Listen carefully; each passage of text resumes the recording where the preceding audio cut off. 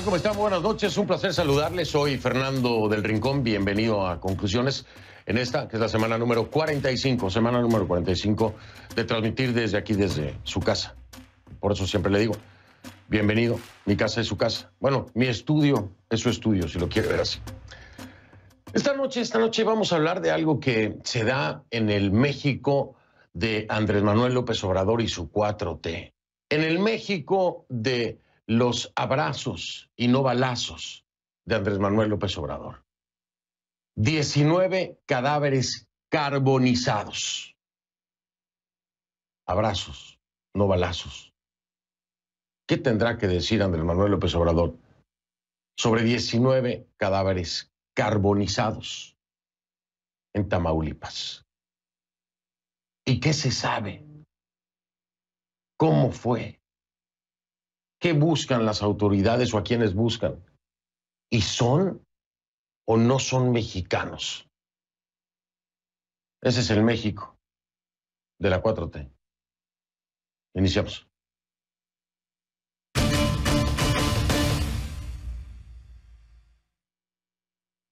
Le pido que a partir de ese momento me acompañe utilizando la etiqueta numeral Conclu Masacre MX. El hashtag es Conclu Masacre MX. Sus comentarios, por favor, con esta etiqueta, mi cuenta en Twitter, @soyfdelrincón, @soyfdelrincón, Conclu Masacre MX, la etiqueta. México sigue viviendo el horror, reviviendo escenas dantescas, inimaginables. Ya le decía yo, 19 cadáveres carbonizados y 2 vehículos calcinados fueron hallados en el poblado de Santa Anita. Santa Anita está en el municipio de Camargo, en Tamaulipas. Esto fue el 22 de enero, viernes 22 de enero.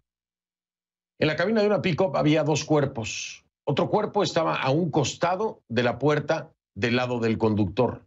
Uno más al lado de la puerta del acompañante.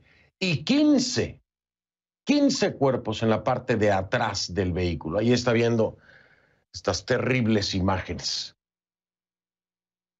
15 en la parte de atrás del vehículo. Pero ¿cómo pudo ocurrir algo así? ¿Qué fue lo que pasó? ¿Quiénes son? Hay muchas preguntas, muy pocas respuestas.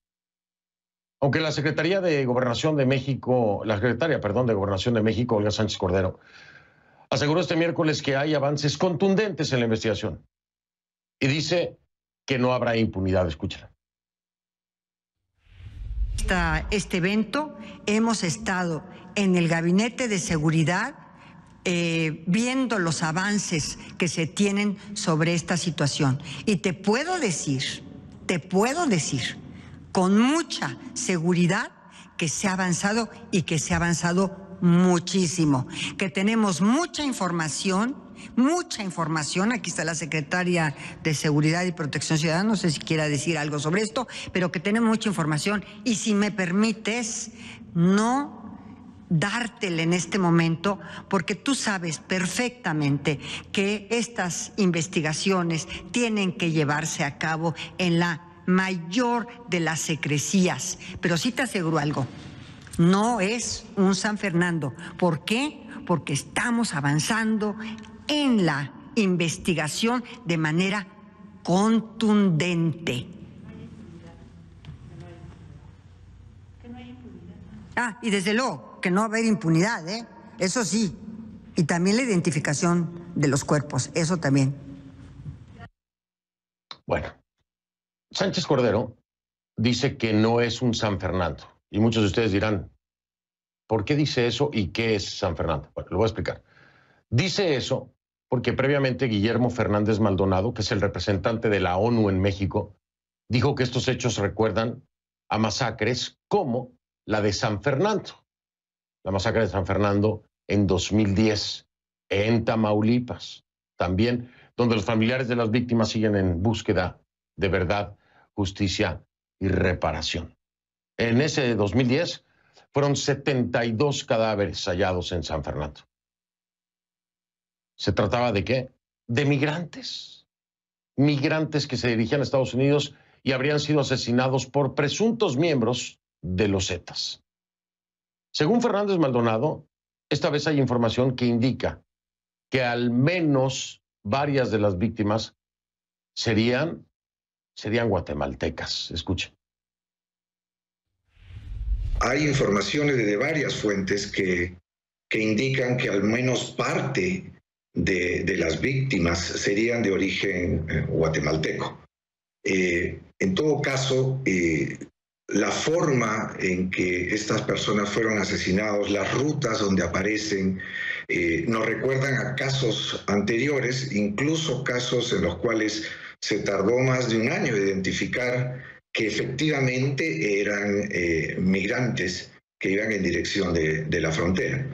Eso es parte de las obligaciones ahora del Estado de clarificar. Pero en todo caso esto responde a una situación que hemos comprobado varias agencias de Naciones Unidas, que en la medida que no hay mecanismos, alternativas de migración legal, segura, digna, esto impulsa a la gente a que caiga en manos de los denominados coyotes, a utilizar vías cada vez más peligrosas y finalmente que sucedan casos de crímenes, de violaciones graves a los derechos humanos. Bueno, pues ahí lo tiene usted. Hay comparaciones. Y ese en otros gobiernos, sí, es cierto. Pero este es un hecho que se sigue repitiendo. Entonces, desde el frente del gobierno de Andrés Manuel López Obrador, pues puede señalar, por supuesto, acontecimientos tan macabros como el de San Fernando a los neoliberales. Pero ¿y qué tendrá que decir sobre estos hechos también, igual de macabros, en su 4T?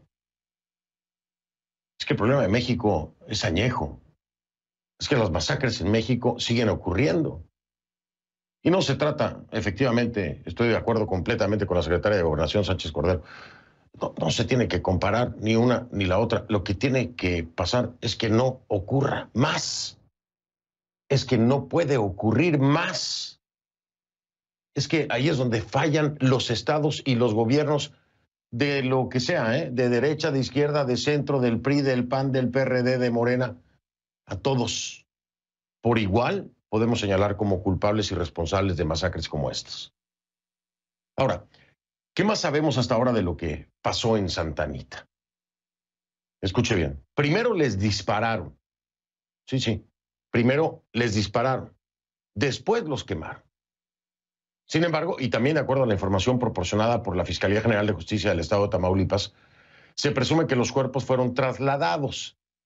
¿Por qué? Porque no encontraron casquillos en la escena. Es decir, al parecer no les dispararon ahí. Entonces los habrían matado en otro lado y después los habrían llevado en esos vehículos, de acuerdo a la información, y ahí entonces los hubieran calcinado, carbonizado. El ministro de Relaciones Exteriores de Guatemala informó que está dando seguimiento a los hechos con las autoridades mexicanas. Es un tema transnacional, ¿no? Fíjese usted, esta violencia en México, estas masacres en México, presunta y posiblemente, hay que esperar los resultados oficiales y las investigaciones, con extranjeros.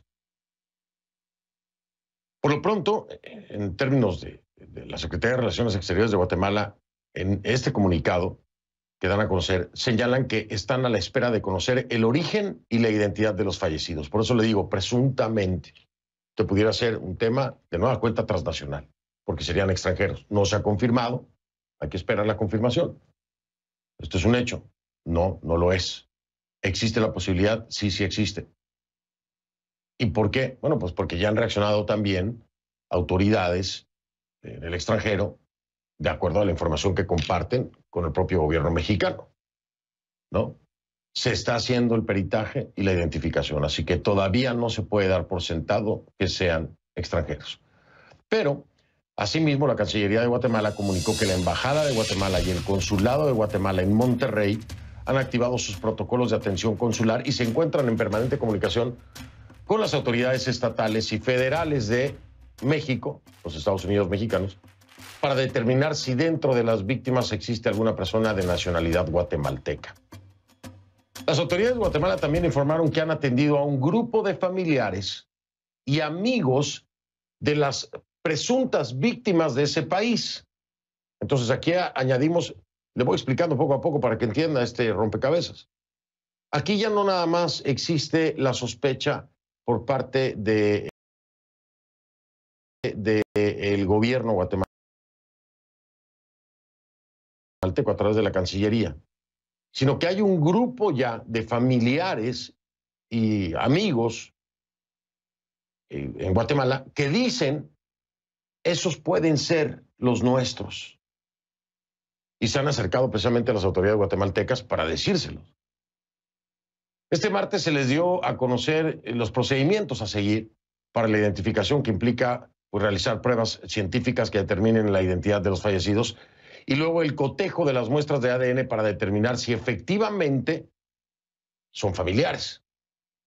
En este momento ya se les habría tomado esas muestras de ADN. La agencia de noticias AFP reporta testimonios de habitantes del pueblo guatemalteco de Comitancillo que sospechan que al menos una decena de sus familiares figuran entre las víctimas de esta nueva masacre en México. Escuche. Pues la verdad, como tenemos todas las paisanas que están ahí en esa comunidad de Comitancillo y eso, lo que todos se fueron en ese viaje, entonces todos los familiares nos avisaron que sí, todavía estaría fallecido. Entonces, esa es la razón que nosotros ya sabemos que sí, él va incluido ahí. Que más el guía que lo llevaban, ¿verdad? Más comúnmente lo llamamos como coyote, ¿verdad? Ese es el primero que llamó a mi hermano que ya todos los inmigrantes ya habían fallecido. Bueno, vamos con mi primer invitado de esta noche para conocer más información oficial generada hasta el momento.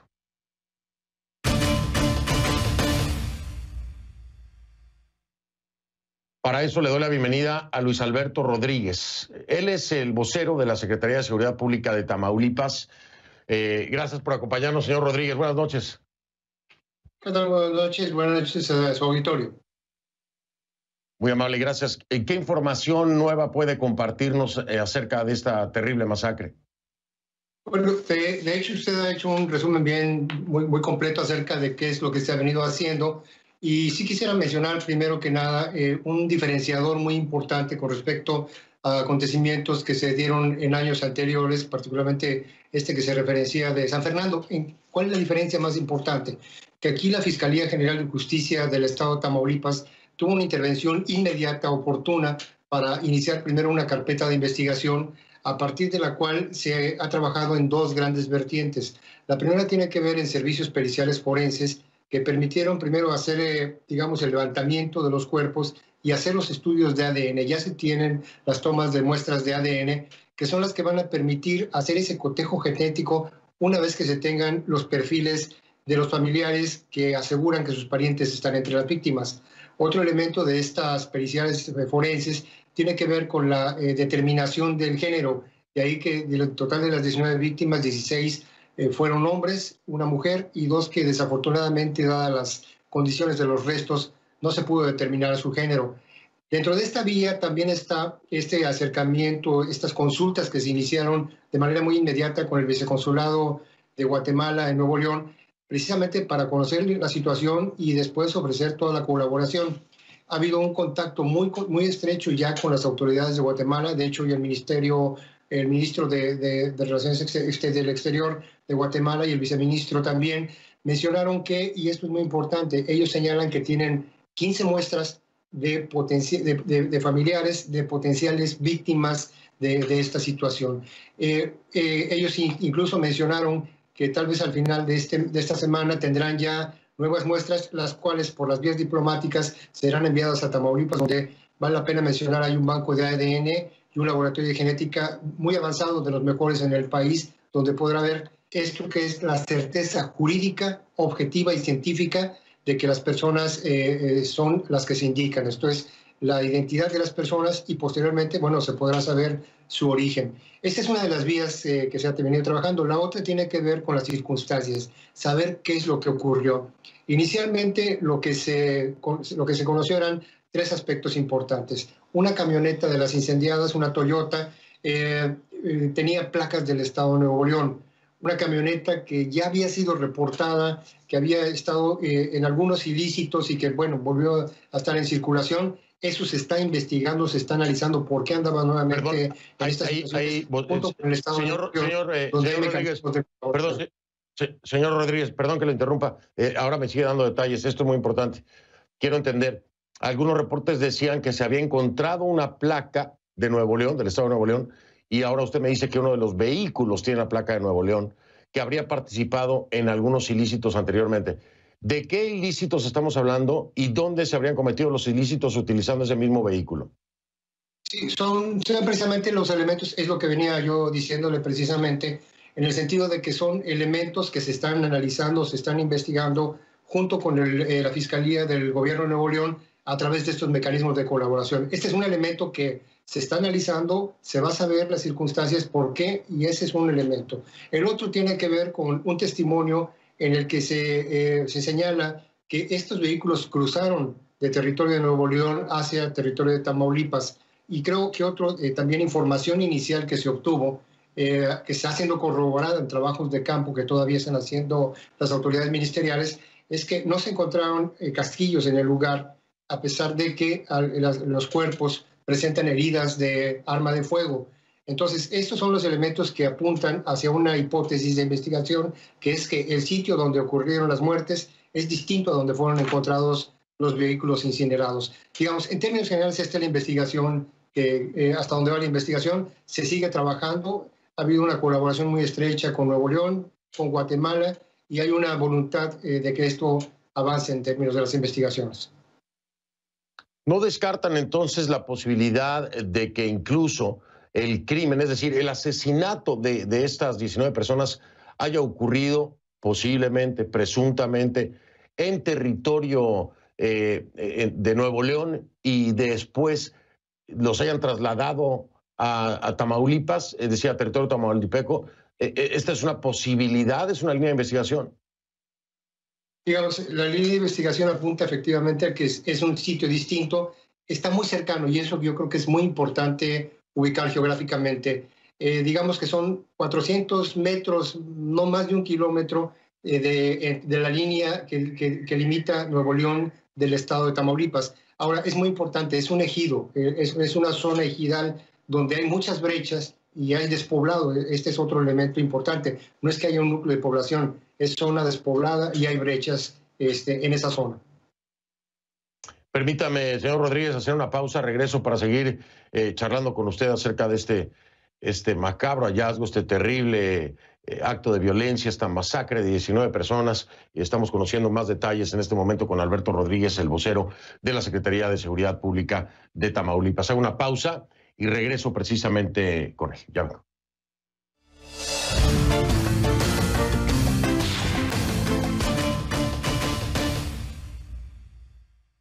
Continuamos con Luis Alberto Rodríguez, él es vocero de la Secretaría de Seguridad Pública de Tamaulipas. Señor Rodríguez, dígame algo, ¿tienen conocimiento ya en el peritaje o forense del calibre utilizado para asesinar a estas personas?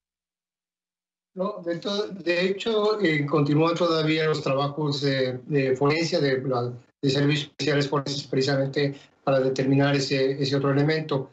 Sí quiero comentar algo que es muy importante. Estamos hablando de delitos del fuero común. ¿A qué me refiero con esto? Que esa es la parte que corresponde al gobierno de Tamaulipas estar llevando a cabo. La carpeta de investigación se abre por el delito de homicidio. Si a partir de la identidad y otros elementos que se empiecen a reunir se establece que puedan ser personas que migraban desde Centroamérica u otro país, bueno, entonces empezará a configurarse un delito de carácter federal. Esto es muy importante aclararlo porque las investigaciones que se están llevando a cabo son por parte del gobierno del estado de Tamaulipas a través de la Fiscalía General de Justicia del Estado y, bueno, con los apoyos consulares y este intercambio de información con la Fiscalía de Nuevo León. Por supuesto, al tratarse de extranjeros, el gobierno federal debe atraer la propia investigación, ¿no?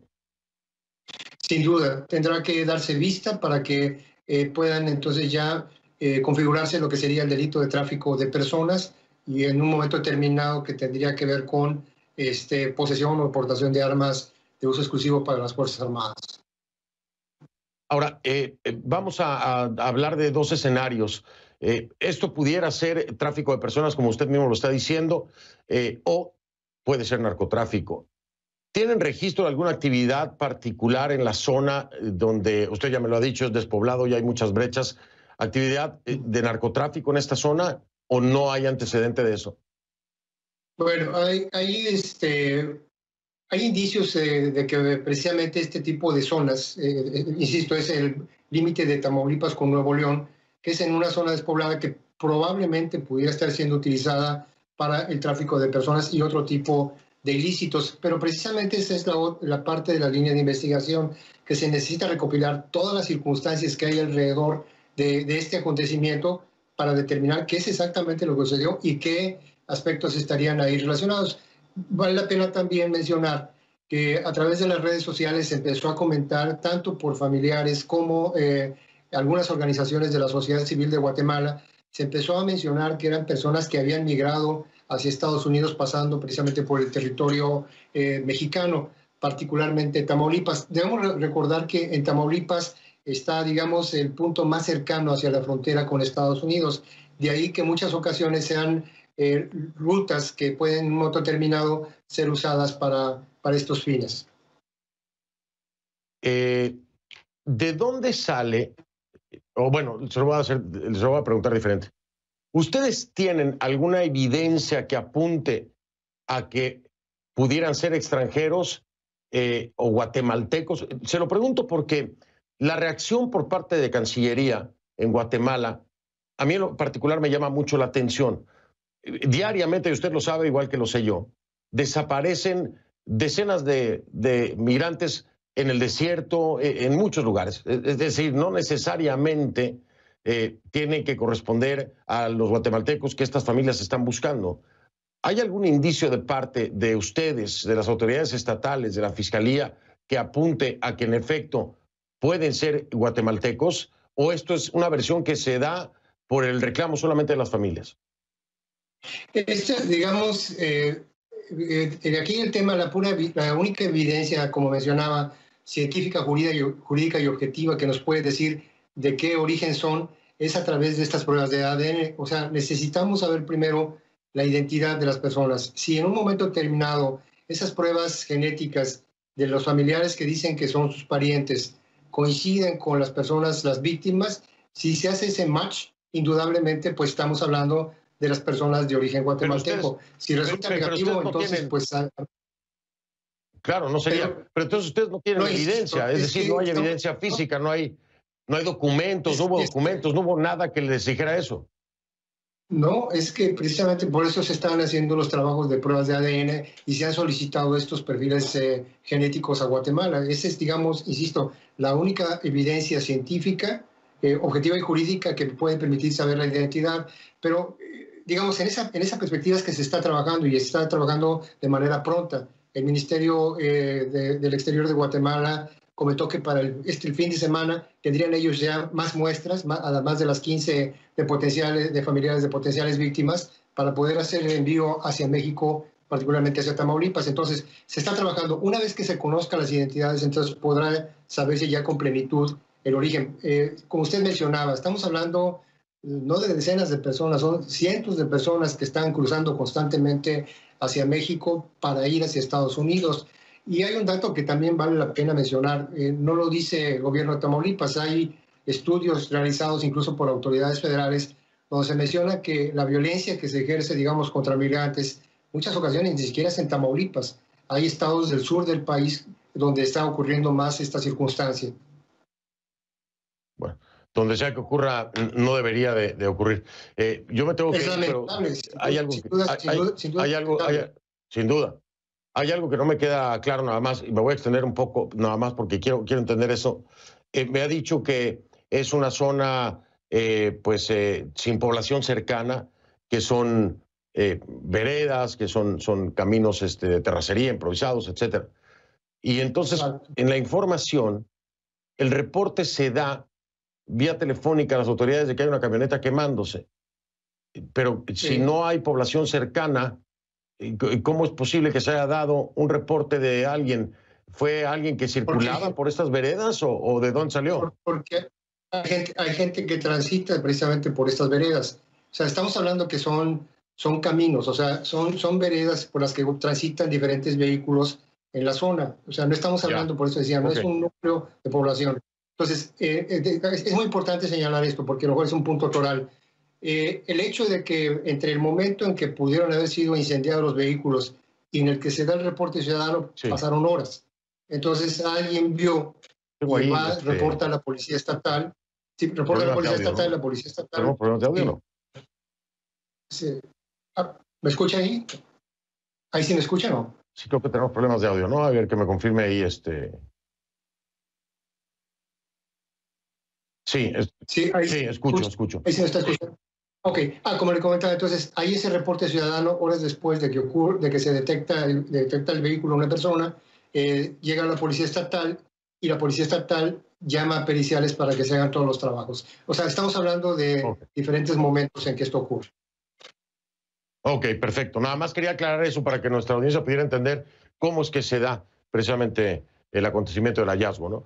Oiga, muy amable, señor Rodríguez. Si nos permite, lo voy a molestar más adelante para darle seguimiento a esto, que es sin duda terrible noticia y terrible acontecimiento. Espantoso. No, muchas gracias. Sin duda es lamentable. Sin duda es lamentable. Además, para concluir, permítame un segundo. Es lamentable más aún porque en Tamaulipas en los últimos 2 años ha venido habiendo un decremento muy importante en los delitos, en la incidencia delictiva. Tan es así que Tamaulipas está dentro de las 6 entidades del país con menor incidencia delictiva. Estamos en el ranking, estamos en el lugar 26 de todo el país, por una estrategia de seguridad que ha venido dando resultados muy importantes.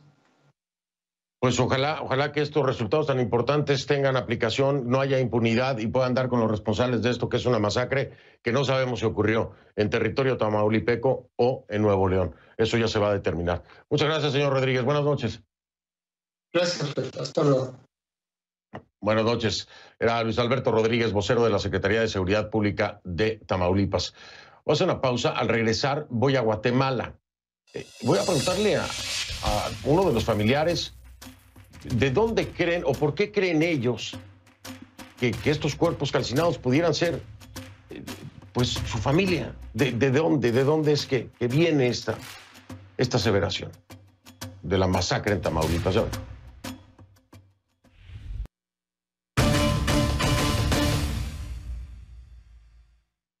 Le doy la bienvenida a Héctor López Ramírez. Héctor López Ramírez es el alcalde de Comitancillo, allá en Guatemala. Alcalde, gracias por atender mi llamada. Buenas noches. Sí, buenas noches. Déjeme preguntarle, ¿de dónde es que surge la presunción de que estas 19 personas, al menos 10 de estas 19 personas calcinadas en México, en Tamaulipas, serían guatemaltecos? ¿De dónde es que sale esta información? Cuénteme, por favor, para entender en qué momento se hace la conexión con guatemaltecos, precisamente de Comitancillo. Así es, bueno, de parte del alcalde municipal del municipio de Comitancillo, del departamento de San Marcos, debemos trasladar nuestro mejor saludo y a la vez estamos muy dolidos por lo que pasó con nuestra gente que estaba buscando un sueño. Pues desde esa fecha, el 12 de enero, salió de viaje un grupo de vecinos, o sea, un grupo de paisanos buscando el sueño americano. 11 días después del viaje en Tamaulipas, pues fueron masacrados los 19 personas, pero de entre esas 19 personas hay 11 personas que son originarios de Comitancillo, en donde estos 11 había una señorita de nombre Santa Cristina García Pérez, de 20 años. Fue quien la alertó a la familia que sus compañeros los estaban masacrando. Y a ver, permítame ahí, déjeme detenerlo ahí. Déjeme detenerlo ahí, alcalde. Alcalde, déjeme detenerlo ahí porque esta información es nueva. Esta información es nueva, lo que me está diciendo usted. Hubo una llamada de una persona, de una mujer guatemalteca, para avisar que estaban masacrando a sus compañeros. Sí, hubo una llamada, entonces, indicando que estaban masacrando a sus compañeros, y solo estaba terminando de explicar dónde. En eso escucharon balazos por vía telefónica y ahí se perdió toda la llamada y ya no tuvieron contacto. Todos los demás familias empezaron a llamar de Estados Unidos. Esta llamada, esperando. Esta llamada, si me repite el nombre de la mujer que lo hizo y a quién llamó. Llamó a sus familiares aquí en Guatemala. Ella se llama Santa Cristina García Pérez, de 20 años. Que sería una de las personas que iba con este grupo. Que iba en el grupo. Bien, hay que recordar, ahora que me está diciendo esto el alcalde, que en efecto, dentro de los cuerpos identificados hay una mujer, al menos una persona del sexo femenino. Solo le estoy dando el dato, yo no estoy asegurando de ninguna manera que se trate de la persona que el alcalde me está diciendo, ¿no? Pero explicarle a usted que en efecto había al menos una persona del sexo femenino en las identificaciones que se han hecho por parte de las autoridades tamaulipecas allá en México. Lo estoy trayendo a colación para que entienda esto, que es información fresca, que está rompiendo aquí en el programa, de que existió una llamada de esta mujer que identifica el alcalde, presuntamente a sus familiares, en donde alerta que están masacrando a sus compañeros. De acuerdo a la narración del alcalde de Comitancillo, que está conmigo vía telefónica, Héctor López Ramírez, se habrían escuchado tiros en esta llamada y se habría perdido la comunicación. Esto es lo que tenemos de acuerdo a la propia narración y confirmación del alcalde Héctor López Ramírez de Comitancillo. Alcalde, no se vaya, por favor. Déjeme hacer una pausa, regreso para seguir escuchando más detalles de lo que usted tiene conocimiento. Ya vengo en un momento. Ya regresamos. Estamos de vuelta. Tengo vía telefónica al alcalde de Comitancillo, allá en Guatemala, unidos con otro grupo de guatemaltecos en territorio mexicano, que habría alertado a sus familiares de que estaban masacrando a sus compañeros. De acuerdo a la narración del alcalde de Comitancillo, Héctor López Ramírez, se habrían escuchado disparos en esta llamada y se habría perdido la comunicación. Esto es un nuevo elemento que se agrega a esta terrible historia. No podemos dar por hecho, y quiero dejarlo muy claro, no podemos dar por hecho, porque no hay prueba científica, no hay prueba legal que determine que en efecto las 19 personas carbonizadas, calcinadas en Tamaulipas o en México son guatemaltecos. Pero hay reclamo de familiares ahí en Comitancillo de un grupo de migrantes que trataban de llegar a los Estados Unidos, que dicen por esta llamada telefónica que a los que asesinaron fue a sus familiares. Así están las cosas ahora. Alcalde López Ramírez, déjeme preguntarle si esta información ya la tienen las autoridades mexicanas, si las autoridades mexicanas ya saben que hubo una llamada reportando que estaban masacrando a sus compañeros. ¿Ha sido compartida esta información con las autoridades de México? Bueno, en este momento, casi lo que hemos preguntado o lo que hemos dicho a todas las autoridades, especialmente la Gobernación Departamental de San Marcos, es de que profundizaran la investigación a través de la Procuraduría de los Derechos Humanos y a través del Ministerio Público, que se encarga de hacer la investigación de familia en familia, ya que es la mejor forma para que la información de una buena investigación fluye de la mejor forma para poder ayudar a todas estas familias que fueron masacradas en esta fecha. Perfecto. No se me vaya, alcalde. Por favor, acabo de contactar con el primo de Dani Jiménez. Dani Jiménez es uno de los desaparecidos que presume su familia pudiera ser una de las víctimas. Está conmigo vía telefónica también. ¿Lo tenemos, JJ? Sí, lo tenemos. Ahí está. ¿Cómo está? Buenas noches. Gracias por tomar esta llamada. ¿Por qué aseguran que Dani Jiménez pudiera ser una de las víctimas?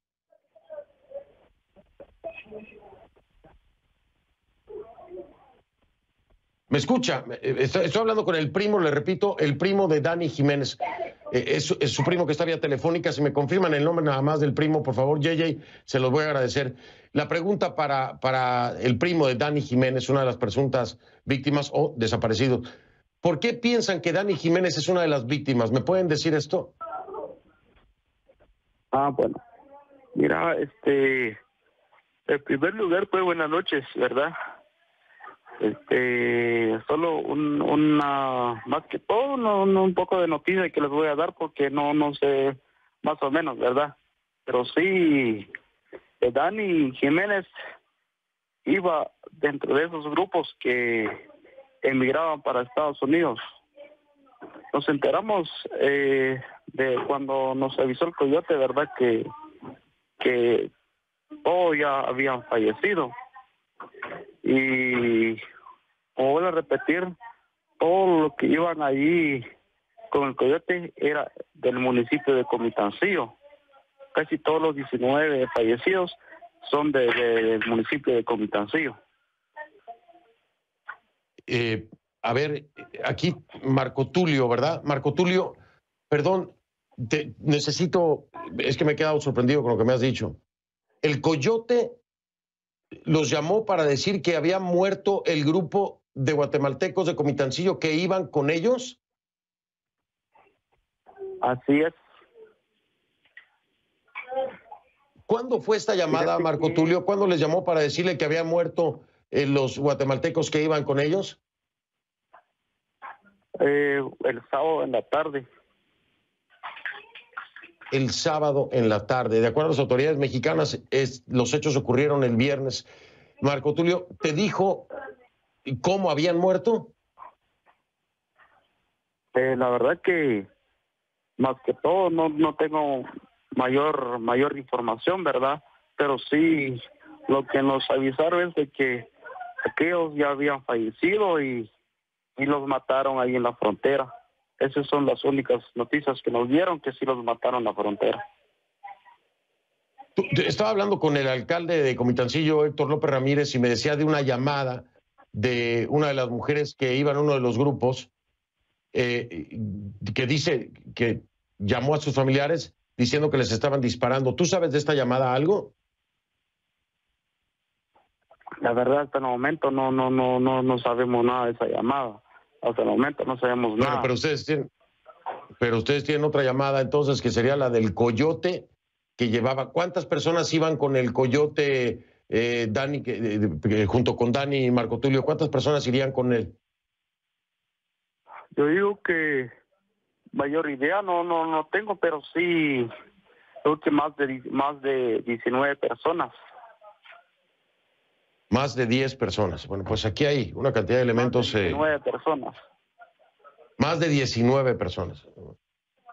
Hay una cantidad de elementos. Pues mira, Marco Tulio, yo te quiero decir algo, y a toda la gente que nos está escuchando en Comitancillo y en Guatemala, ojalá que no sean ellos. Hay muchos indicios, muchas dudas. No podemos confirmarlos ahora, pero espero que pronto a lo mejor me dejes saber, Marco Tulio, ya encontramos a Dani, ¿no? Y que no sea esto una tragedia transnacional ocurrida en México con hermanos guatemaltecos que trataban de llegar a la frontera. Qué horror. Ajá. Marco Tulio, les mando un abrazo hasta el momento y les pido mantengan la esperanza de que no haya sido esta tragedia para sus familiares. Muchas gracias, Marco Tulio, y gracias al alcalde de Comitancillo que estaba conmigo también en línea telefónica, Héctor López Ramírez. Marco Tulio Pérez es primo de Dani Jiménez. Ya escucha usted, un grupo de guatemaltecos que trataba de llegar a territorio estadounidense, todos de Comitancillo. Así es. ¿Qué le puedo decir? Gracias, Marco Tulio. Buenas noches. Igualmente. A una pausa y regreso. Soy Fernando del Rincón, gracias por acompañarme, lo veo mañana. Pase buena noche, si puede.